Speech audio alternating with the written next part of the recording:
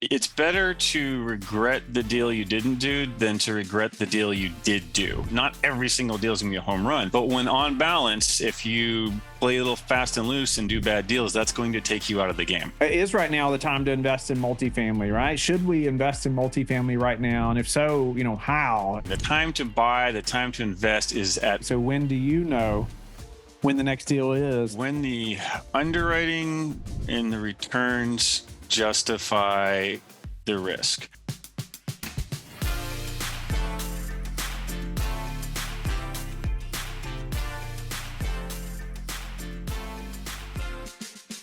This is your real estate syndication show. I'm your host, Whitney Sewell. I have a great guest for you today. If you are looking to invest passively into anything, he is going to lay out a number of red flags and things that you need to know no matter what you're investing in. But he's also going to dive in to a lot of specifics around multifamily and his experience and what he expects right over the next 12, 18 months. And I hope that you stick around to the end because he just lays out a number of things that I wish I had known early on when I started passively investing. His name is Andrew Cushman. He's a founder and principal of Vantage Point Acquisitions, been there since 2010, a former chemical engineer studied at Texas A&M. In 2007, he left to start a business in real estate and done a number of different things in real estate. But then in 2011, transitioned to multifamily acquisitions and has successfully syndicated and repositioned over 2,600 units. And so he's a certified alpine ski instructor, surfer, backcountry skier, father of two. And Andrew and I just had a great conversation. I enjoyed this show very much. And he just laid out a number of very helpful things, I think, for anybody in our space. Andrew, welcome to the show. Honored to have you back. Yeah, it's good to be here, Whitney. Appreciate it. Yeah, grateful for your time and really willingness to share your expertise today. And everybody I talk to are investors. Everybody's wondering about what to invest in right now, and should they invest right now? And is multifamily the right place? Is it not? And I'm grateful to draw some of that out of you today and get your expertise in our space. I trust you in a lot of ways and your expertise. And so I'm grateful. But give us a highlight maybe of what's happened with you since you've been on the show, and maybe, where your business is, your focus right now on multifamily, and maybe a high level picture of what's happening, and then we'll dive in. Yeah, it's been a few years. I don't remember exactly where we left off, but we've done about 2,700 units of apartments. And when I say done, like that's us, we are the group finding the deal and operating the deal and raising the money. We do, it's A class properties in the Southeast United States. Very little of that 2,700 units has been done in the last year and a half. It has been an exceptionally difficult market to responsibly buy properties in the last year and a half. So we haven't closed on a deal, and I guess it's 14 months now. We've underwritten nearly 700. But we haven't been able to get any of them to actually underwrite. We underwrite them all, but we haven't been able to get any of them to work, meaning the seller wants, X price and we're coming in at Y, and the difference between those two has just been too big of a gap to close. And so we've been spending time getting ready for what we think is a wave of opportunity. And that means we've been improving our internal systems. We've been hiring a couple of people, trying to get better at asset management and create a launching pad to take advantage of, again, what I think is a wave of opportunity coming. So that's kind of where we are and what we've been doing, and looking forward to hopefully being able to buy stuff again soon. Yeah. Well, I want to dive in on a number of those things you mentioned, and the buying responsibly. We've been trying to do that as well. I can relate in so many ways. And you said you all haven't closed on a deal in 14 months, and in a big way, I respect that, like the patience there, right, and the ability to stick to what is good, a good deal, right, and just the patience. It can be a lonely place, right? You see other people closing on all these deals, But I also, and let me back up. 6, 8, 12 months ago, it felt lonely to us. Like, what's going on? Like, why aren't we closing more projects, right? And you see other people, email here, 200 units closed here, 150 closed. I'm like, what? what's going, why aren't we seeing those deals, or was it a deal? I don't know. But for the ones that we were seeing, I agree. It didn't make sense. The bias spread is way too big.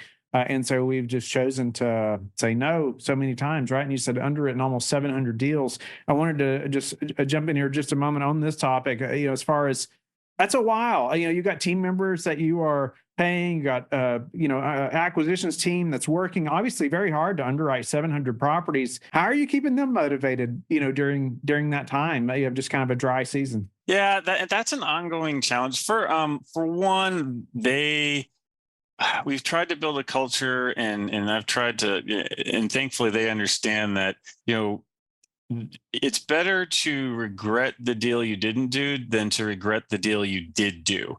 Right. I mean, we're seeing this now with a lot of operators, both who were, from on the whole spectrum of were just completely irresponsible and are now paying their dues, or who just got caught at the wrong, part in the market cycle. And it's not hard right now to see what happens if you don't do good deals, right? No one's going to be perfect, and not every single deal is going to be a home run. But when on balance, if you play a little fast and loose and do bad deals, that's going to take you out of the game. For our team, it is frustrating. It is disappointing, especially, when you get close and then something happens, you don't get the deal. But part of how we stay motivated and have the energy to look at deal number 701 when the first 700 didn't work is saying, well, look, because we stuck to our guns previously, we're still here today. Our portfolio is doing well, so that portfolio is paying the bills. We can pay our salaries, we can cover our expenses, and instead of trying to figure out how can we survive right now, we're working on laying the foundation to grow when the opportunities come. And so I think that is encouraging, and that is motivation of saying, well, hey, look, what we have been doing has worked, and that will and is helped us survive, and that will help us to thrive in the future. So it doesn't make the waiting period that any easier, but it does help you to look ahead and say, well, this is what's going to lead to more benefit down the road. Yeah, for sure. And I can relate to all that. And sometimes, it's like it was lonely then, but it's like that table's turned, right? Unfortunately, a lot of these guys are going to be very lonely now, right? And it's like you said, unfortunately, bought a lot of deals that are not going to prove to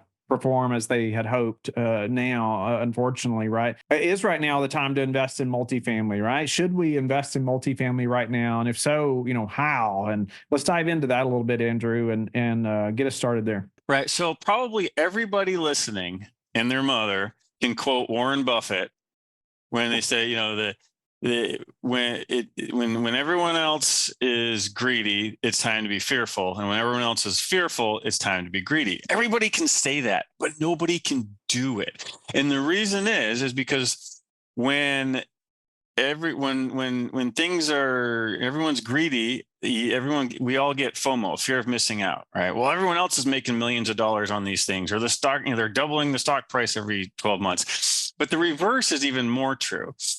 When things get uncertain, when markets are down, when the tide goes out, or in one of his other analogies, that is actually the time to be buying. The time to buy, the time to invest is at peak pessimism.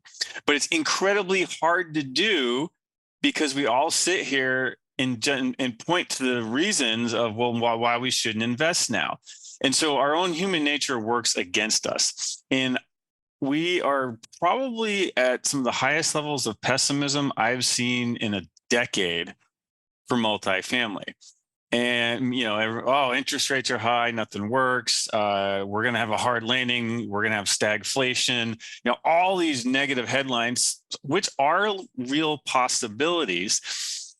But what we have to do is step back and say, well, what are the fundamentals? The fundamentals are, we still have a long-term housing shortage, and that's going to get worse in the next several years. Yes, there's some pockets of overbuilding right now, like if you're in downtown Austin, but even that will correct in a couple of years. So economics 101, supply and demand. So multifamily is going to have way more demand than supply in the coming years. Eventually, whether you say we're in a recession now or one's coming, we will have an expansion, which leads to job creation, household formation. And anyone who's looked into trying to develop multifamily under the current conditions, it doesn't work. Financially, it's not penciling out. So development or new supply is projected to just drop to unsustainably low levels for the foreseeable future. And so you put all of that together and you have an environment for rents going up, operating incomes going up, and valuations going up. Even if interest rates stay right where they are, they don't come down. Multifamily, a well-located, well-operated property that you buy this year or next year or in 2026, I would bet just about anything that by the time you get to 27, 28, and 29, that property is going to be worth a whole lot more than it is today. But the problem is it's just our human nature. We all want to sit back and wait. Well, I'm going to wait until I see that prices are going up. Because, it's a little bit safer. Well, by the time that happens, all the good properties at really good basis or really good prices are largely going to have been snapped up. And now you're going to say, okay, cool, it's time to invest. The market's hot again. Well, now you're going to be working me back into the situation we were a few years ago where you have 37 other offers and it's like, it's too hard to get a deal, right? So human nature says it's scary out there. I'm going to step back and just wait. That's the opposite. We are at peak fear, peak pessimism. That is the time to go out and responsibly find and acquire deals and set yourself up to be on top of the heap 5 years from now and selling your properties to the guys who are trying to catch up. So, you probably know my follow-up question here is going to be, okay, so when do you know when the next deal is? So you a few years from now, we're saying, okay, the values are going to be so much higher. Is that next project, what's going to make it make sense, right? The 701st one that you all look at, what's going to change your, willingness to pay that price? When the underwriting and the returns justify the risk. So, one thing right now, anyone who's gone out and has tried to raise money. Apparently, my coffee has not kicked in today. Anyone who's gone out and tried to raise money for any kind of investment, one of the things you're going to come up against is people are going to very rightfully say, "Well, wait a second, I can get 5% by buying a government bond with zero risk. Why should I invest in something else?" And while I certainly consider multifamily a lower risk asset, it's not risk free. And so how do we decide to buy something? We have a very long, thorough process on that, but we would buy something today and we have been getting close lately. So that's been a bit encouraging when we feel like there's asymmetric risk, meaning the likelihood of upside far outweighs the likelihood or even possibility of downside.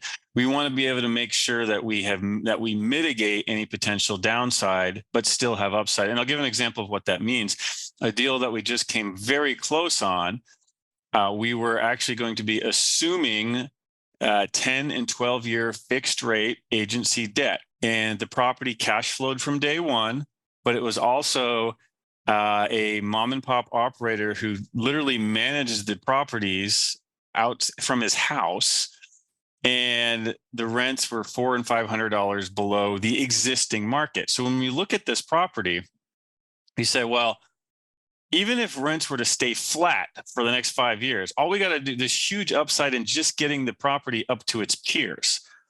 And there's a ton of value creation there.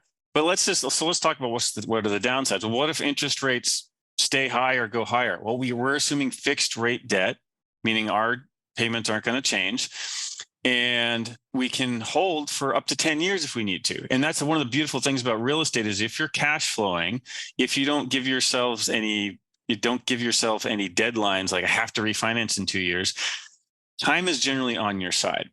So basically when we can, when that bid ask spread narrows and we can achieve the returns that we're looking to achieve without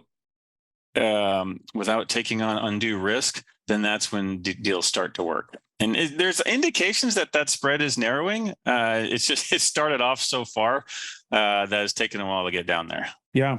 What would you say are some of your non-negotiables? Maybe, I was just thinking about, passive investor listening, and you're underwriting a deal at such a deeper level than say most passive investors are going to know how to, right? Or look at, look into. But what are some of those things that are just like, hey, that when you're talking about the level of risk, and what are some of the just hard and fast, no, we're not going to do this thing. I sometimes that's helpful for me to almost know. I know every deal is different, but sometimes there are these things that are just like, no, we're definitely not doing that. We have decided we do not buy 60s and 70s construction properties anymore.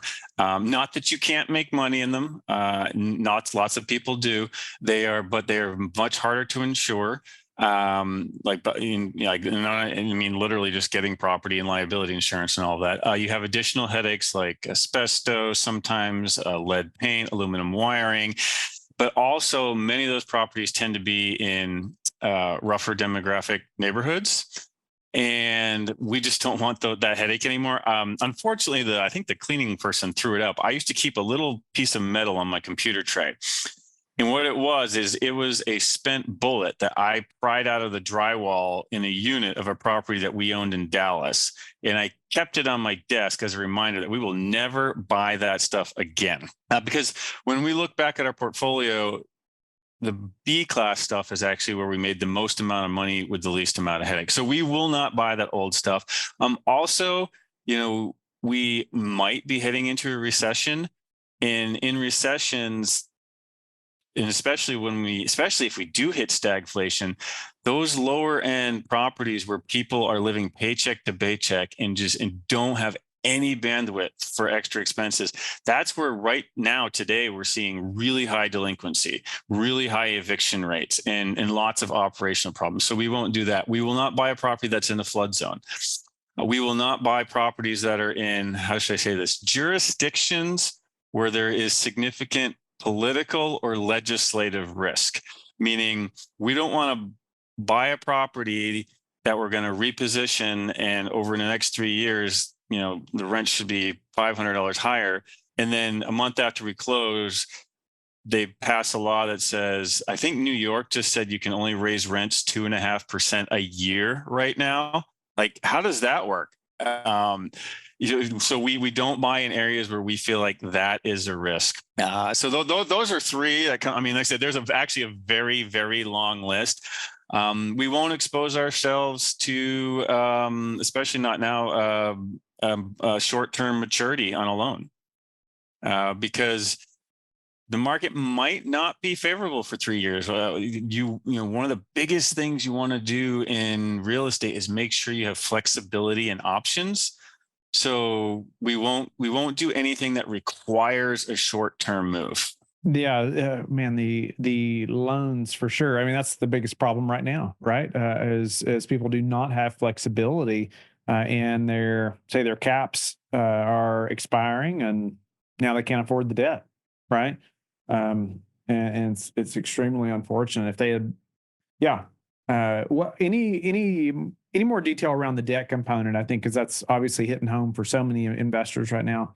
That you all are hard and fast on or non-negotiable. Yeah, I mean, we could spend an entire episode talking about debt and how you do that. I would say the number one thing is match your debt to your business plan and set it up so that, again, you have flexibility and options. So if you plan on holding a property for 10 years, a floating rate bridge loan that matures in 2 years probably isn't the best bet for a number of reasons.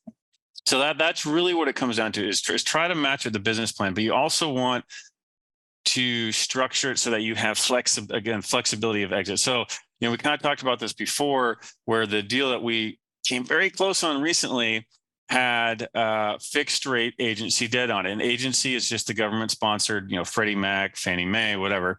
And so it has 10 years. So part of what you do in looking at, okay, how, should I invest in this? Is just run through the scenarios. What if interest rates go up and we hit stagflation? Well, I've got fixed rate debt at a low interest rate for 10 years. I can wait that out. I mean, odds are sometime in 10 years, you'll get a good window to make a move.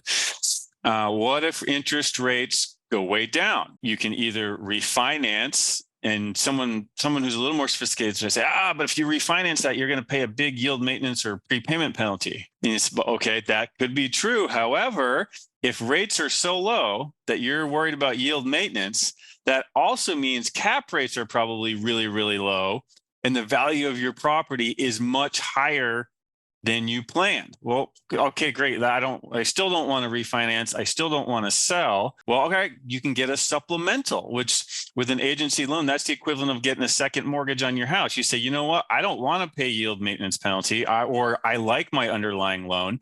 So I'm just going to go back to, let's say, Fannie Mae and say, hey, give me a second. I want to pull some cash out. Well, guess what? That's tax-free cash you just pulled out, by the way, right? So, look at what we just talked about. You win no matter what happens. Yes, some outcomes are better than others, but you set yourself up so that you can adjust your business plan no matter what happens with the economy. Jamie Dimon recently came out, and this, it's all over the headlines, and we won't get into all the details of what he talked about. But the key thing here is he said he was preparing JP Morgan Chase, he's the CEO of that huge financial institution, for interest rates being somewhere between 2% and 8%. So if one of the smartest financial CEOs alive right now is basically very clearly telling us he has no clue where we're headed, right? And he's preparing for all those different outcomes, that's what we should be doing too. And like what I described is one of the ways that you do that. Yeah, appreciate that. I know we get questions about debt all the time, and investors want to know, right? What what are we doing, as far as our debt options? And I was thinking too about your comment about, you're almost transitioning. It sounds like you've been willing to do some C and D class properties, and so have we at times. But it's like, we're transitioning as well to newer assets and putting a hard and fast, on just not older than, say, 1980s. Often we say not older than I am, and so uh, it's, yeah, for all the same reasons, right? But it also, the older properties, you almost need, they're not typically stabilized either, right? You need some kind of bridge debt or potentially for that type of asset, and other issues that come from that. But maybe talk about your transition there a little bit, and maybe changing your focus from some older stuff now to sound like B class has been your most profitable. Is that where you all are focusing? Are you trying to do some class A stuff as well? I would say we are B to A minus. We don't prefer the luxury high end A class stuff. Again, just kind of looking at risk mitigation, that is the high end A properties. That's where you are seeing direct competition from a bunch of new deliveries right now. If we do get into a recession, a lot of people say, ooh, wait, I can pay $500 less and move down the street to this property that's 15 years old instead of this brand new luxury one. So luxury tends to struggle a little bit. And interestingly enough, usually when we talk about job losses, we talk, the lower end jobs get hit first. AI is coming after the white collar jobs. It's not coming after the plumbers and the electricians and all that. And I don't think that that's something we need to necessarily be scared of today, but it's something to be aware of.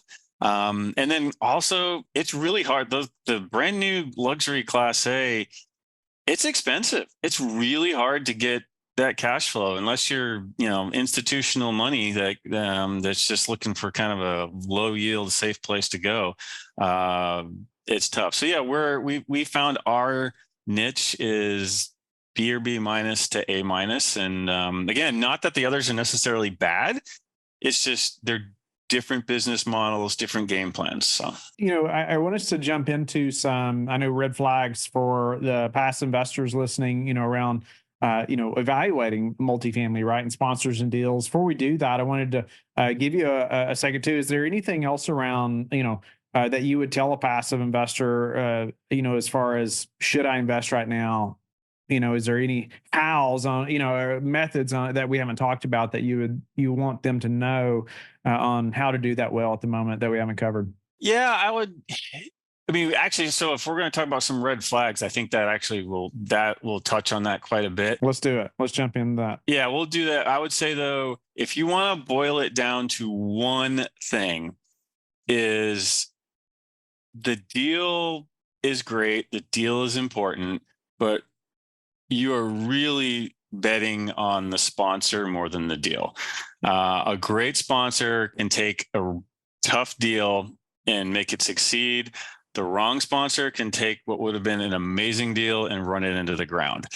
And the last 5 or 6 years, all you had to do was buy something and wait 2 years, and we all looked like geniuses. That period is gone, and operations really, really matter right now. And so if you're going to boil it, if we're going to boil it down to one thing, it's your betting on your sponsor. So get to know that sponsor.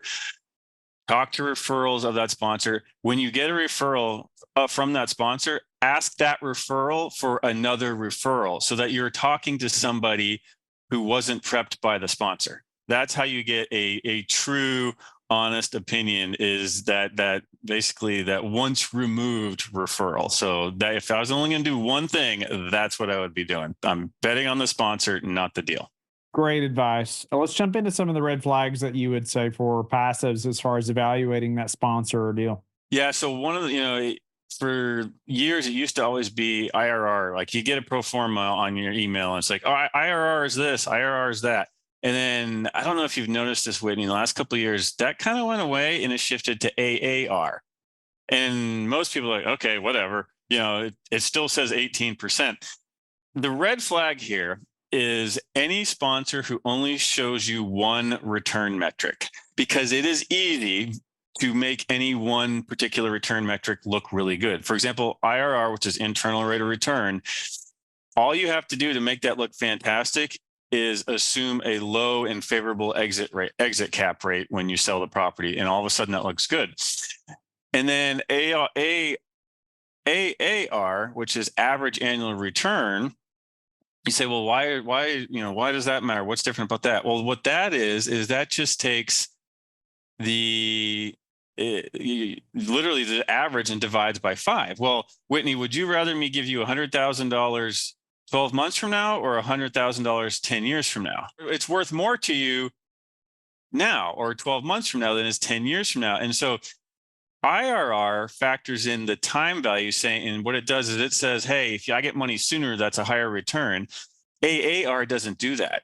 And so what it does is it kind of lets sponsors hide the fact that the deal is almost extremely heavily back-ended. And we've seen a shift to that in the last few years. So without diving into all the math behind that, what you want to do is a red flag is a sponsor who's only showing you one return. What you want to see is all what I call the big four. There's a lot of them, but the big four: IRR, internal rate of return; AAR, average annual return; cash on cash, not what's being sent to you, but what the property actually generates; and then equity multiple, meaning you put 100 in, if it's over some period of time, you get 200 out. That's an equity multiple of 2.0.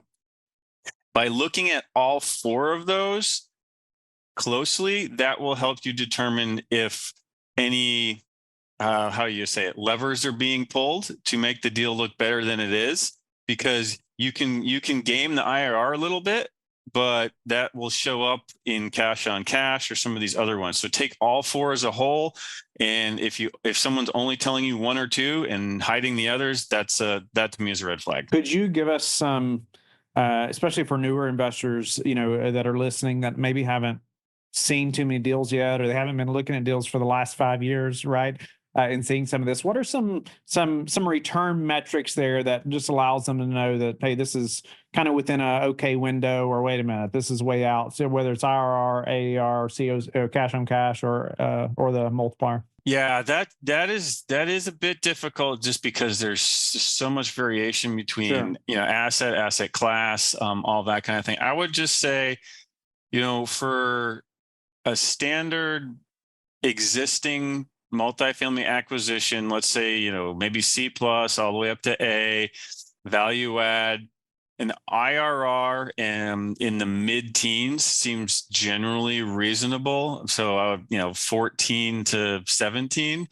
And then keep in mind, it used to be, when deals were plentiful, investors would be like, wow, this deal says it's a 17 IRR and this one's a 14, so I'm going to go with the 17. Keep in mind, number one, that's just a pro forma, and pro forma is Latin for pretend. And then number two, if there's a higher return, that's typically an indication that there's higher risk.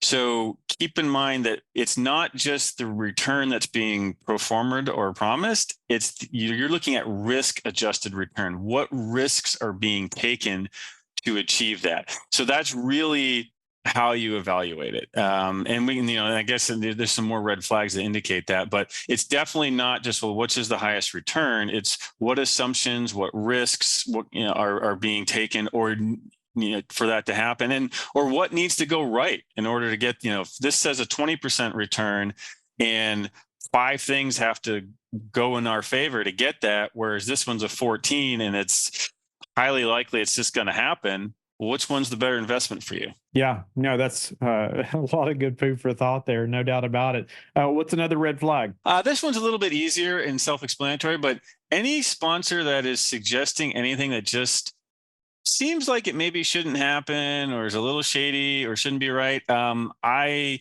am aware of some deals that were done a few years ago where part of how the deals got done was some inflated bank statements, or, hey, here's what we're going to do. We're going to move some money from this other person to here. We're going to send that into the bank so we can get a better loan, and then we'll just give that back later, right? So anything that just doesn't quite pass the smell test in a big bull market when everyone's partying, you might get away with it. The sponsor might get away with it, but when things get difficult or their market shifts, that's gonna blow up. And again, I mean, there's 2 levels. There's like, one, you shouldn't be doing that in the first place. And then number 2, when things change, it's going to come back to bite you. So that one's pretty straightforward. Another one I would say is a sponsor who has no successful track record in business. So, if you were to get on, your Spirit Airlines flight, and the pilot, they come across the announcement and they're like, hey, this is Whitney and Andrew. We're your pilots today. We both just graduated from flight school yesterday, and this is our inaugural flight. Buckle in, and we hope to see you on the other side, right? Like, you're getting off that plane because, yes, everybody starts somewhere, but you want at least one experienced pilot on that plane.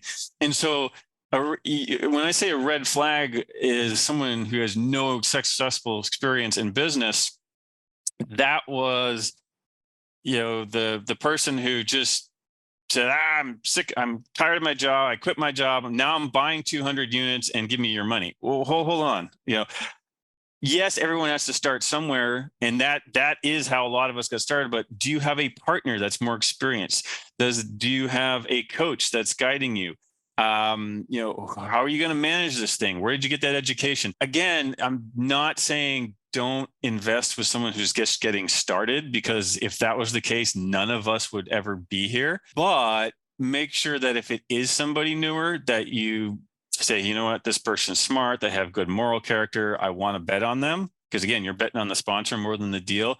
Make sure they've got the other resources or partners. And then also, it doesn't have to be a multifamily track record. If it's somebody who has a long, successful track record in self-storage or mobile home parks, that's an indication that they can switch gears and operate well.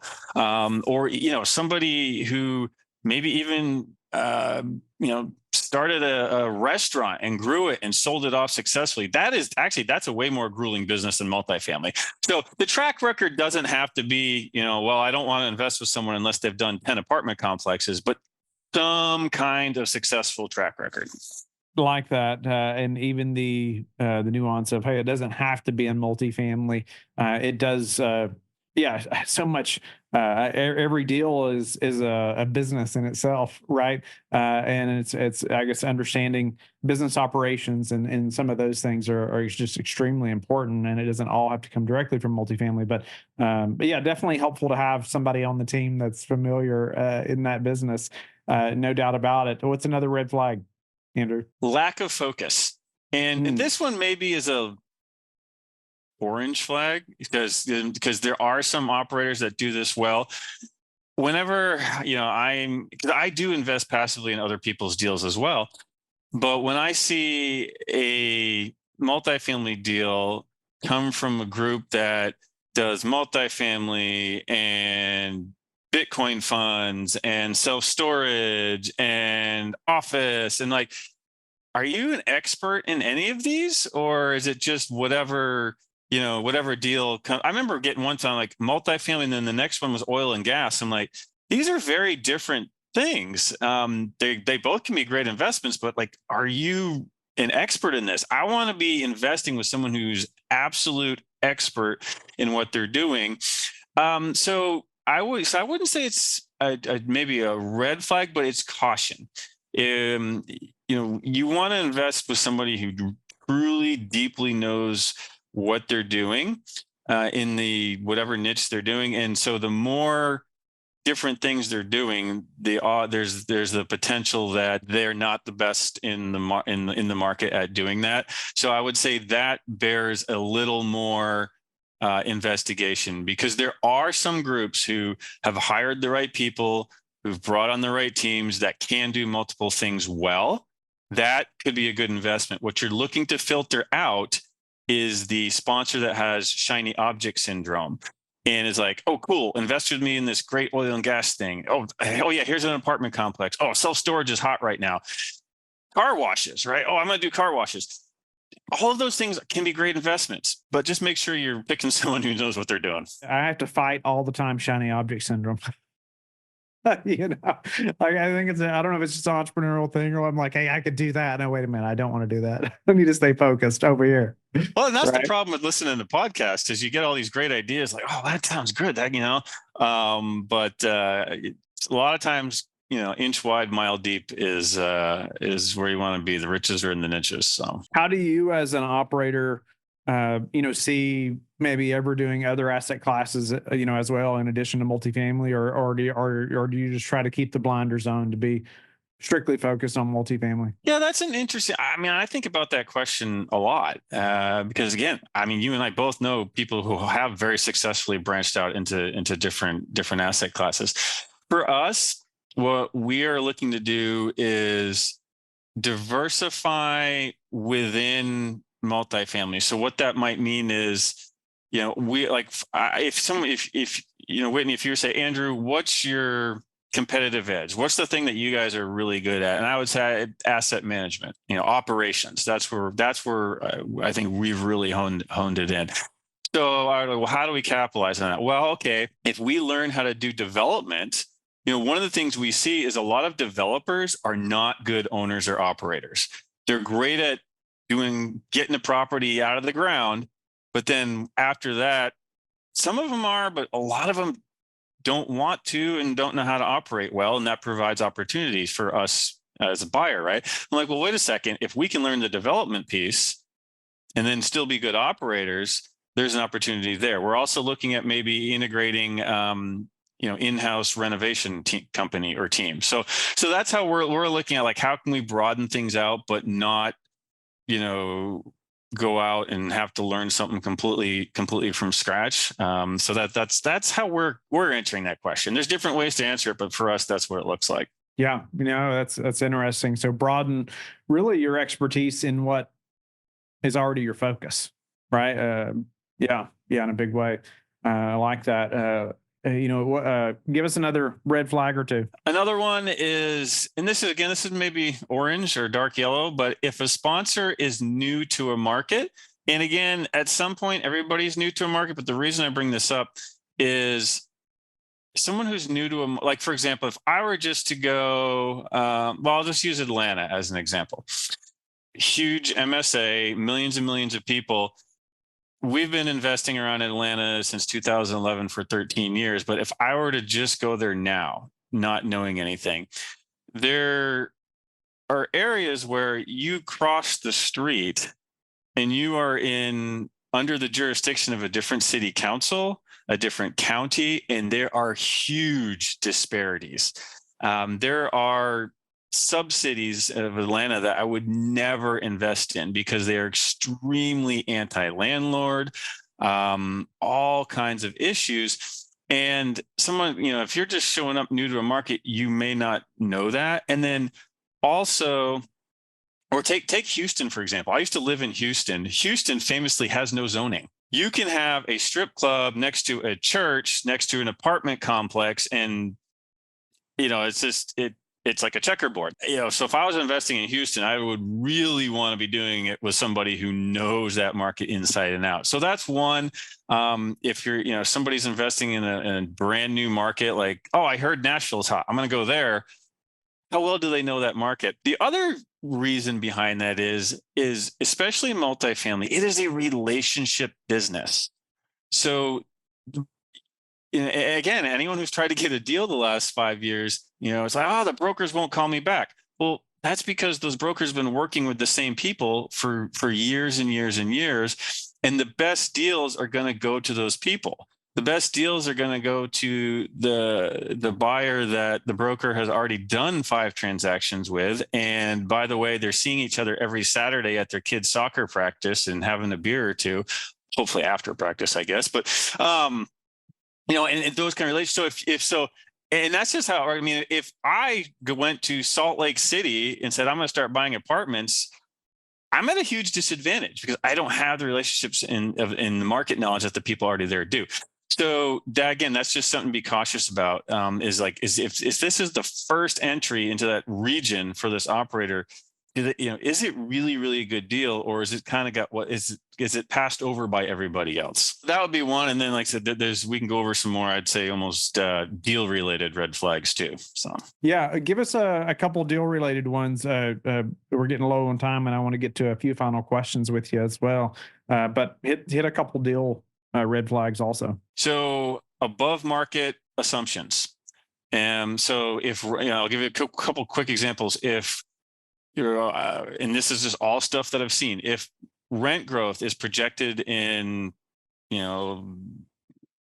Charlotte, North Carolina, to be 3% a year for the next 3 years, and you go to the underwriting and they're assuming 5%, that's a red flag. If occupancy in the market is 92% on average and their underwriting assumes 98%, that's a red flag. And you could just go through the long list of factors that go into underwriting. And if the assumptions being made are, I would say, above trend or above market, that's a red flag that deal might be a little too optimistic or a little too aggressively underwritten. Also, another one is if you see the word guaranteed return anywhere. There is no such thing, as many people are finding out these days. A lot of sponsors and investors the last few years equated preferred return with, oh, that means guaranteed. It's not guaranteed when the cash flow goes negative and the lender's taking the property back. That return is gone and the equity is gone. So there's no such thing as guaranteed. Actually, the SEC doesn't even let you say that. So that in of itself is a red flag. Third deal related one, I would say, is no sources and uses. So this is what we say, hey, we're raising $10 million for this great deal that we're doing. Here's how you do it. This is why it's a great deal, etc. There's no very detailed analysis of, well, what is that money being used for? How much is for renovations? How much is for sponsor fees? How much is for down payment? How much is for reserves? All of those different things. You want to not only know where's the money coming from, but where it's going. And some of the things you're looking for is, you want to make sure you've got enough reserves. But another one that, is, well, is any of that money being used for distributions? That, again, that's another red flag. Is when you see a deal, preferred return 7% starts year one. And then you look at the financials, like, well, wait a second, the property only generates 3% year one. Where's that extra 4% coming from? Well, if it accrues, meaning you get it later, that's fine. But what a lot of sponsors have been doing is they will go raise extra money, set it aside, and then plan on using that to pay the investors that extra 4 or 5% gap so that they can say they're getting 7%. Well, that's a Ponzi scheme. If you are intentionally raising money from more investors just to turn around and give it back to other investors and say, hey, this is a return, that's not a return. And that actually, so I've even talked to some investors who understand that, and like, yeah, well, I just like getting my 7%. Well, you're increasing the risk of the deal. That increases the total basis. It's essentially what you're doing is you're stealing future equity, bringing it forward, and then hoping that that equity is there in the back end. So that is a huge red flag. And then we've already kind of talked about floating rate debt. Again, there are situations where floating rate debt can be responsible, but in most cases it is a higher risk. And then I guess a bonus one is, and we just kind of talked about, is when preferred returns, which are often used to entice investors to join, are higher than what the deal produces. That to me is a big one, because that to me says, hey, we're marketing to people who we're not expecting to look under the hood. Man, we can talk about so many things there. No doubt about it. Some great red flags for investors to know of and think about. I mean, I wish I had known these things, years ago, and had thought through these things, especially talked to somebody in depth about them, like yourself, Andrew. Before investing passively, right? I also invest passively with a number of operators. One quick question I wrote down was, you talked about having high assumptions. Where would or how would you advise, say, a passive investor even know what those assumptions should be? Like you talked about the Atlanta market, or whether it's rent, rent growth, or whatever it may be. How would you suggest they know, so they know that it is high? See, this is why you're past 2,000 episodes. You asked the right questions, Whitney. It's easy to say, go verify those assumptions. Well, yeah, how do I do that? The short answer is, it will take you a little bit of time to do that. So there's a number. At this point, really the easiest is just, let's say you're looking at a deal in Charlotte. So, someone put it together and you say, okay, they made rent assumptions of 3% a year. The first thing I would do if I was, we subscribe to CoStar and Esri and all these data sources that your typical LP investor is not going to be doing. The first thing I would do is just Google, Charlotte 5-year multifamily rent growth projections, and see, and you're going to pull up probably 5 or 6 different reports, and make sure that you are getting data that is, ideally kind of maybe government sourced or from a neutral party that doesn't have an interest. They just want to give accurate data, and find 3 or 4 or 5 different forecasts, kind of look into them, maybe average them together, and then look at what the deal is underwritten at and say, well, okay, if the deal is underwritten with rent growth assumption that is above every one of these reports that I just pulled up, that's a concern. That shows it's probably too aggressive. If it's underwritten below that, I've seen great sponsors who, when I look at a deal they're doing, they've assumed 2% rent growth, and then when we pull it up, the market forecast is for 3 or 4. Okay, they're being conservative. There's a high likelihood they're going to hit their numbers. So without, subscribing to all kinds of data like we do or like you do, if I was just a regular LP, that's what I would do, is just start Googling the stuff. And there's a ton of different sources. Yeah, I appreciate that, Andrew, especially too if you're signed up with numerous operators, right? You're seeing deals from a lot of different places. That's another way to do it too. Yeah, is to compare operators. Yeah. Andrew, what and we talked about this a little bit, but I'd like to just get your take, because I get this question all the time. It's just our prediction, right, for the next 6, 12, 18 months, and just in the economy, the real estate market, what you expect to happen ultimately, and how does that affect what you're doing, buying, selling, that type of thing. The only thing I can guarantee is that whatever I predict is going to be wrong. It's just like a pro forma, right? You will not hit that pro forma. It's impossible. You're gonna know what your utility costs are 5 years from now. Yeah, right. So you're either gonna be above, hopefully above, maybe a little below. My prediction, for the economy as a whole, man, who knows? If Jamie Dimon can't figure it out, I'm not gonna try to best him. But my hunch is for multifamily, the next year or two is going to definitely present some challenges for operators. Will pricing is down maybe 20 to 30% depending on market and asset class. It feels like we're probably at bottom. Could we go down another 5%? Yep, we could, especially in some markets. Am I worried about that? No, because I'm not planning on selling something 12 months from now that I just bought.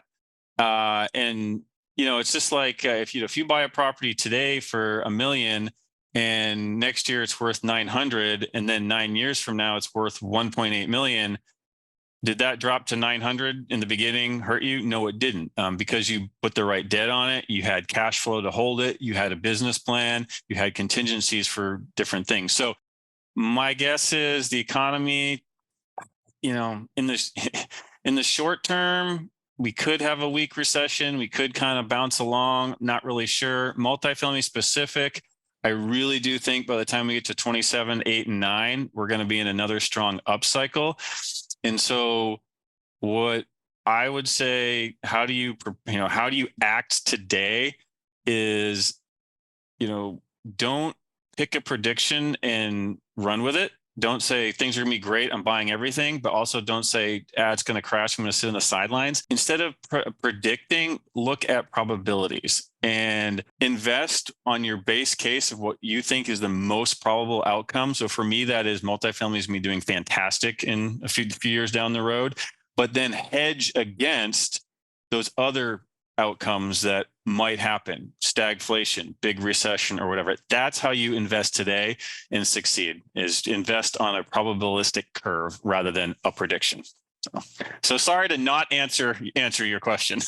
No, it's good. I appreciate it, the answer very much. What about what's your best source for meeting new investors right now? Conferences such I just was at the IMN multifamily conference in Atlanta. That's a great one for other owners, and part of a number of masterminds. Actually, offline we're chatting about co-abundance, and then podcasts, and I'm active on LinkedIn, and so just kind of being out there, meeting people, talking about what we're doing, what they're doing, what they're seeing, and just kind of connecting with people in the various different ways. So Besides deal flow, what's the biggest challenge in your business right now? yeah, you got that. Deal flow is number one. I would have said hiring. Actually, I'm still going to say hiring, because while we've filled our internal positions in terms of us as the operator and sponsor, hiring at the property level is still been incredibly difficult, especially on the maintenance side. It's really hard to find people to fill those positions. So I'd say that's our biggest challenge is, number one, lack of deal flow. Number two, hiring and putting together really good teams is still a big obstacle. What are the most important metrics that you track? It could be personally or professionally. For the properties, net operating income, and I mean, there's pros and cons to every metric, but net operating income at the end of the day, that's how you're valued. And then again, looking at the properties, this is the one I think most people miss, is you want to look at free cash flow after not just net operating income. That excludes your debt service, that excludes capital expenditures, that excludes a lot of stuff. So you could have a property that looks like it has great operating income, and it does, but then when you put in everything else, it's actually losing money every month. So true free cash flow after everything is an important metric for us on the properties. And then on a personal level, I track all kinds of things. How many workouts I do, how much water I drink, how often I visit properties. There's a ton of different of metrics. Most important. Most important personal metric. Most important personal metric. Uh, okay, I'll give you two. On the personal level, it is getting enough hours of sleep every night and hitting my exercise goals and drinking the water. I find if I don't do those three things, then everything else that's important suffers because of that. Wow, that's awesome. How do you track your sleep, and how many hours is sufficient? For me, 7 to 7.5 hours of uninterrupted sleep is plenty sufficient. That means if I do that, I don't need coffee. I'll still drink it because I love it, but I don't need it. So yeah, that's yeah, exactly. So 7 to 7.5 hours. If I'm doing that, then I'm firing all the cylinders, and I don't tend to not get sick, and I'm more productive and have a better outlook and attitude. So yeah, and then how I do that is I have a goal, a written down goal of every night. I want to be in bed by a certain time. So, Are you early riser? well, it depends. I'm an early riser if I'm going surfing. Other than that, I'm more of like a wake up with no alarm, probably around 7 o'clock type of guy. So. Okay.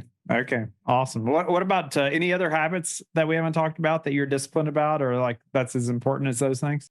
Yeah. Well, one is one of the last things I do every night is sit down 10, 15 minutes, kind of review the day, figure out what went well, what didn't go well, and then plan out the entirety of the next day. So yeah, I mean, I've got Google Calendar and I've got task management systems, and all that stuff is great, and I use that. But at least for me, I find it's very grounding and helps with effectiveness and efficiency to take all that digital stuff, and I'll show it to you.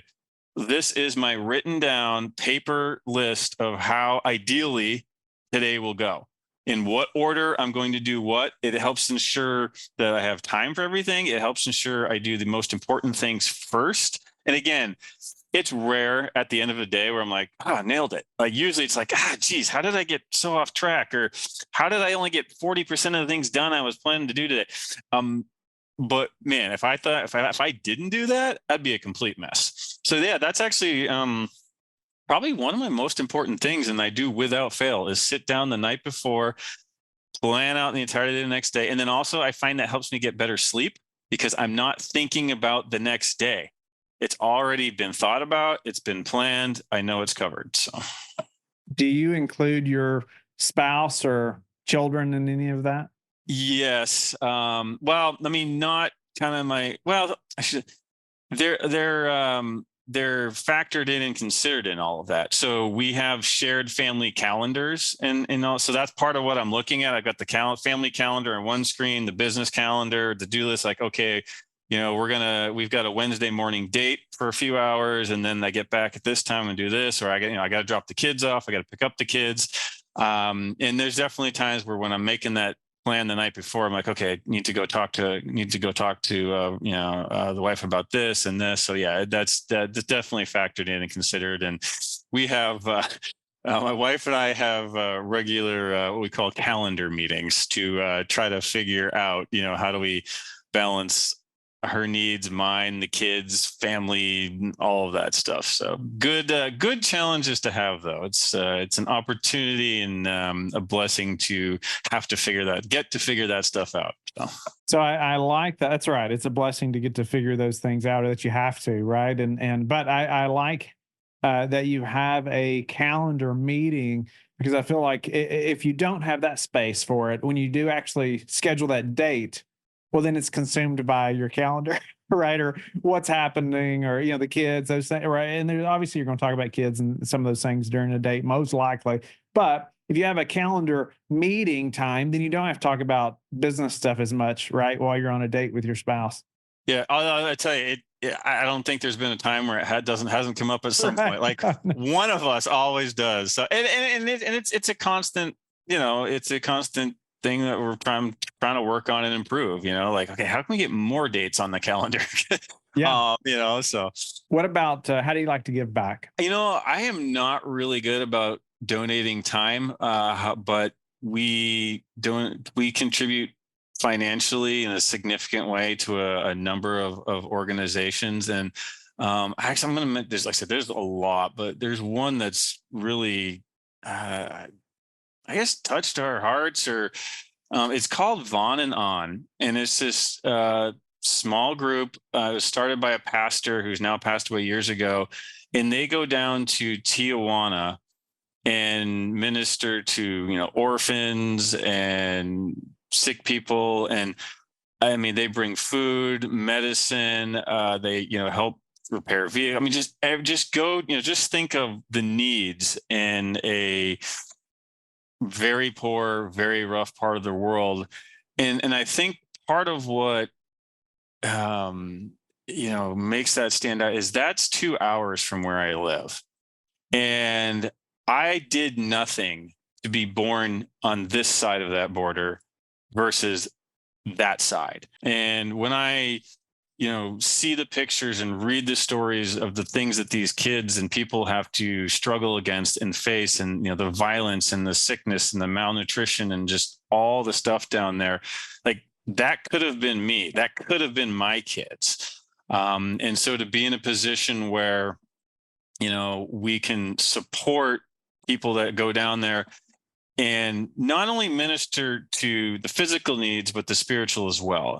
That to me is the one of the best types of ministries is when you're taking care of both the immediate, the long-term spiritual needs, but then also the immediate physical needs. Like, I don't know what I'm going to eat tonight.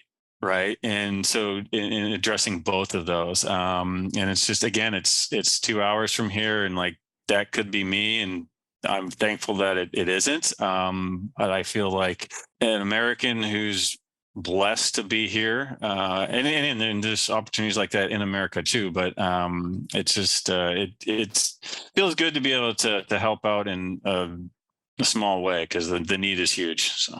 Yeah, that's awesome, Andrew, and giving back in that way, and your desire to help those. And I also love, you're helping their physical need, but even more importantly, their spiritual need as well. At the same time, it's incredible. So, and Andrew, grateful for your time and length of time today too, a longer interview, and grateful for it as far as being able to dive in on multifamily specifically, and is it still a good investment? Is it not? And your thoughts on even the next, 12, 18 months, and what to buy and when to buy, and all the red flags around operators, or in some deal ones as well, that I know anybody that's listening, even if they are familiar with passively investing, there's probably a number of things there that they haven't thought about, or they haven't asked all those questions, the things that you brought up, just as they're looking at the next investment. I know I didn't ask enough questions a number of times when I first started investing passively, right? And wish I had thought about a lot of these things then. So very grateful for your time. How can the listeners get in touch with you and learn more about you? Yeah, our website, if you Google Vantage Point Acquisitions, I'm told I have really good CEO or SEO. Nothing I did intentionally, it's just worked out. So website is vpacq.com. There's a number of tabs to connect with us on there. And then I'm not a social media guy. You will not see me dancing on TikTok. However, I am on LinkedIn. And that is me posting. And if you comment on one of my posts, that actually is me replying to you. So if you want to connect and converse on investment or multifamily topics, LinkedIn's a great way to do that. Awesome. That's a wrap.